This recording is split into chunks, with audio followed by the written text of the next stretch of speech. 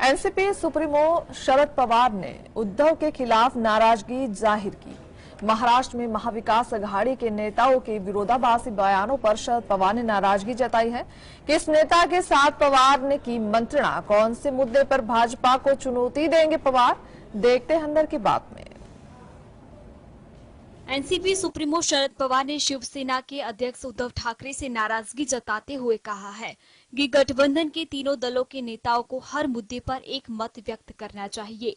मुंबई में पवार के आवास पर उद्धव ठाकरे के साथ हुई बैठक में इस नाराजगी को जाहिर करते हुए पवार ने इस बात पर भी जोर दिया कि राज्य में होने वाली महाविकास अघाड़ी रैलियों में तीनों पार्टियों के नेताओं को शामिल होना चाहिए।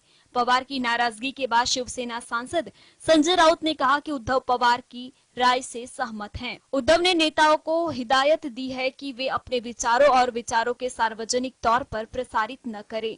भाजपा को हराने के लिए चर्चा की जरूरत पर जोर देते हुए राउत ने कहा कि छोटे छोटे मुद्दों पर मतभेद होना ठीक नहीं है। अदानी समूह और सावरकर मुद्दे पर महाविकास अघाड़ी नेताओं के अलग अलग बयानों से भ्रम की स्थिति पैदा हो गई है। Bureau report, GS-TV। हमेशा से ही बॉलीवुड पर नेपोटिज्म का आरोप लगता आया है। अक्सर लोगों को कहते सुना जाता है कि बॉलीवुड में नेपोटिज्म है, यहाँ स्टार किड्स को आसानी से मौके मिल जाते हैं, वही जिनको बॉलीवुड में कोई गॉडफादर नहीं है वो संघर्ष करते रह जाते हैं। ये तो हुई बॉलीवुड की बात, पर क्या साउथ इंडस्ट्री में भी नेपोटिज्म है? ये 6 परिवार ही चला रहे हैं पूरी साउथ इंडस्ट्रीज, देखते इस रिपोर्ट में। हमेशा से ही बॉलीवुड पर नेपोटिज्म का आरोप लगता आया है। अक्सर लोगों को कहते सुना जाता है कि बॉलीवुड में नेपोटिज्म है। नेपोटिज्म सिर्फ बॉलीवुड में ही नहीं, साउथ सिनेमा में भी है, लेकिन वहाँ इसकी बात नहीं होती है। साउथ सिनेमा के टॉप स्टार्स इन्हीं परिवारों का हिस्सा हैं। अंदर की बात में 6 परिवार के बारे में जानेंगे जिनकी फैमिली नेपोटिज्म में है। साउथ सिनेमा के सुपरस्टार अल्लू अर्जुन अपनी परिवार की तीसरी पीढ़ी को आगे बढ़ा रहे हैं। एक्टर चिरंजीवी के बेटे रामचरण का स्टारडम लोगों के सिर चढ़कर बोलता है। वो इंडस्ट्री के हाईएस्ट पेड एक्टर में से एक हैं। हिंदी सिनेमा से लेकर साउथ सिनेमा तक रजनीकांत का बोलबाला है। उनकी बेटियां और दामाद धनुष भी साउथ में छाए हुए हैं। राणा दग्गुबाती भी साउथ सिनेमा के इसी बड़ी फैमिली का हिस्सा हैं। अक्किनेनी नागार्जुन ने भी साउथ सिनेमा में खूब नाम कमाया। कमल हसन अभिनेता से नेता बन चुके हैं। वो कई साल से एक्टिंग की दुनिया के किंग बने हुए हैं। बात रही नेपोटिज्म की, तो वो हर जगह है। डॉक्टर अपने बेटे को डॉक्टर बनाना चाहता है, इंजीनियर अपने बेटे को इंजीनियर बनाना चाहता है, तो फिर एक्टर अपने बेटे को एक्टर बनाने की क्यों नहीं सोच सकता। Bureau report, GS-TV।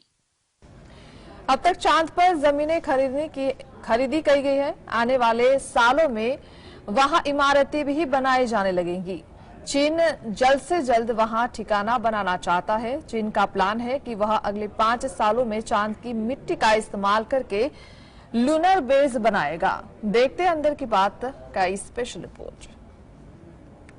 चीन के स्थानीय मीडिया के मुताबिक 100 से ज्यादा चीनी वैज्ञानिकों और स्पेस कॉन्ट्रैक्टरों ने हाल ही में वुहान में एक कॉन्फ्रेंस की, जिसमें आने वाले मिशनों के बारे में जानकारी दी गई।